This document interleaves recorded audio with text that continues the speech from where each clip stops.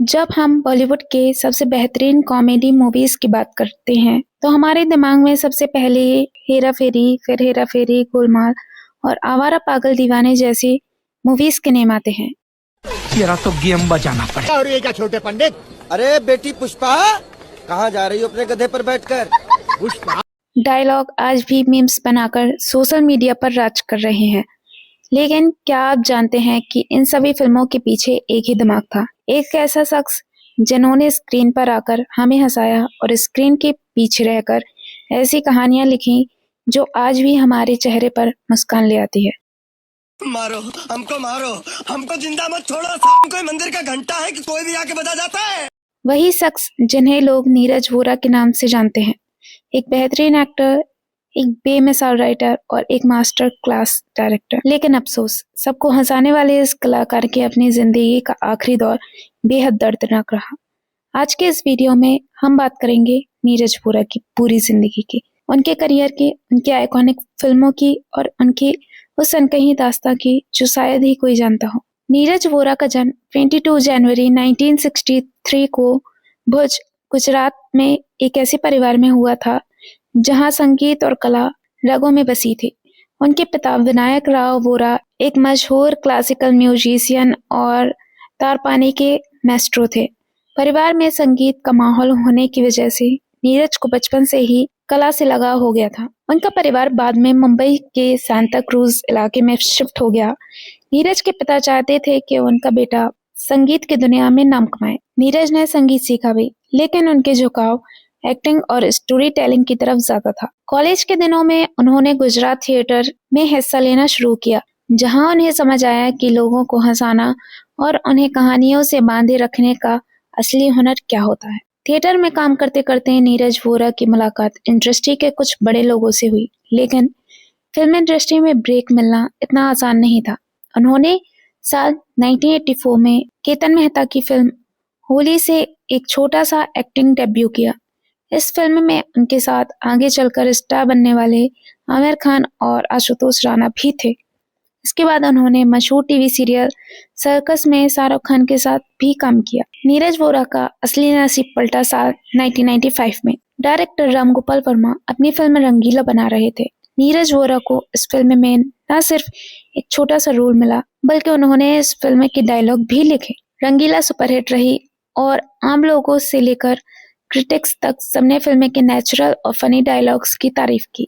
इसके बाद नीरज वोरा इंडस्ट्री में एक सॉलिड राइटर के रूप में स्थापित हो गए। उन्होंने आमिर खान की अकेले हम अकेले तुम, दाऊद और सत्या जैसी फिल्मों में अपना योगदान दिया। अब साल आता है 2000। ये वो साल था जिन्होंने इंडियन सिनेमा में कॉमेडी का चेहरा हमेशा के लिए बदल दिया। फिल्म थी हेरा फेरी। हालांकि इस फिल्म के डायरेक्टर प्रियदर्शन थे, लेकिन इस फिल्म की जो जान थी वो थे इस मूवी के डायलॉग और स्क्रीन प्ले। ये सब हमारे साथ ही क्यों हुआ? क्योंकि ये ईश्वर की चाल है। कौन ईश्वर? और राशन की दुकान वाला हलकट। अगर हमें ढूंढने की कोशिश की या पुलिस को खबर करने की कोशिश की, तेरे कुत्ते के टुकड़े टुकड़े करके तेरी पोती को खिला देंगे। क्या कर रहा है तू? कुत्तों के कोई टुकड़े करता कभी? My mistake. तेरे पोती के टुकड़े टुकड़े करके तेरे कुत्ते को खिला देंगे। जो नीरज वोरा ने ही लिखे थे। उठा ले रे बाबा, देवा उठा ले रे बाबा, खोपड़ी तोड़ साले का, मार उसका खोपड़ी तोड़ साले का, मार। इन सभी आइकॉनिक लाइंस के पीछे नीरज वोरा का दिमाग था। इस फिल्म में उन्होंने खुद एक छोटा सा रोल प्ले किया था। हेरा फेरी की कामयाबी के बाद नीरज वोरा रुकने वाले नहीं थे। उन्होंने रोहित शेट्टी की डेब्यू मूवी गोलमाल की कहानी और स्क्रीन प्ले लिखी। उन्होंने आवारा पागल दीवाना, दीवाने हुए पागल जैसी मूवी से खुद को बॉलीवुड का कॉमेडी किंग राइटर बना लिया। राइटिंग और एक्टिंग में अपना लोहा मनवाने के बाद नीरज वोरा ने डायरेक्शन की तरफ रुख किया। उनके बतौर डायरेक्टर पहली फिल्म थी खिलाड़ी 420, जिसमें अक्षय कुमार ने बहुत ही डेंजरस स्टंट्स किए थे। फिल्म बॉक्स ऑफिस पर एवरेज रही, लेकिन उनका डायरेक्शन बहुत सॉलिड था। लेकिन साल 2006 में उन्होंने वो फिल्म डायरेक्ट की जो आज कल्ट क्लासिक बन चुकी है, फिर हेरा फेरी। प्रियदर्शन ने इसका सीक्वल डायरेक्ट करने से मना कर दिया था। तब प्रोड्यूसर फिरोज नाडियावाला ने ये जिम्मेवारी नीरज वोरा को दी। नीरज ने इस फिल्म को लिखा भी और डायरेक्ट भी किया। फिल्म ब्लॉकबस्टर रही और आज तक इसके मीम्स इंटरनेट पर छाए रहते हैं। इसके बाद उन्होंने shortcut the con is on फिल्में भी डायरेक्ट की। जिंदगी में सब कुछ अच्छा चल रहा था। नीरज वोरा हेरा फेरी 3 की तैयारियों में बिजी थे। फैंस बेसब्री से इंतजार कर रहे थे, लेकिन किस्मत को कुछ और ही मंजूर था। साल 2014 में उनकी पत्नी का निधन हो गया, जिससे वो अंदर से बिल्कुल टूट चुके थे, क्योंकि उनका कोई बच्चा नहीं था और पत्नी ही उनका इकलौता सहारा थी।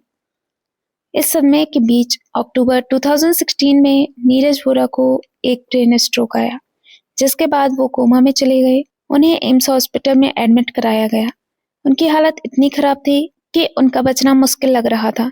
ऐसे मुश्किल समय में उनके अजीज दोस्त और प्रोड्यूसर फिरोज नाडियावाला उनका सहारा बने। फिरोज उन्हें अपने घर ले गए और उनके लिए घर के एक कमरे को ही आईसीयू में बदल दिया। उनकी देखभाल के लिए 24 घंटे नर्स और डॉक्टर्स रहते।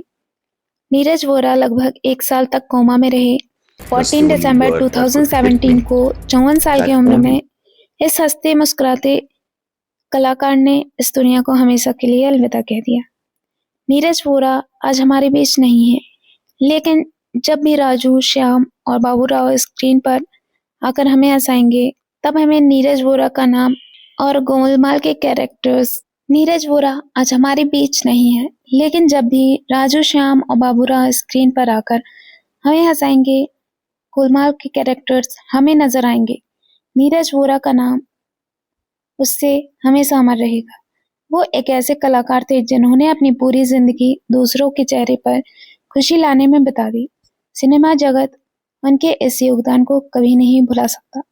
आपको नीरज वोरा की लिखी या डायरेक्ट की हुई कौन सी मूवी सबसे ज्यादा पसंद है? कमेंट सेक्शन में जरूर बताइए। अगर वीडियो अच्छी लगी हो तो एक लाइक और चैनल को सब्सक्राइब करना ना भूलें। मिलते हैं अगली वीडियो में, तब तक के लिए अलविदा।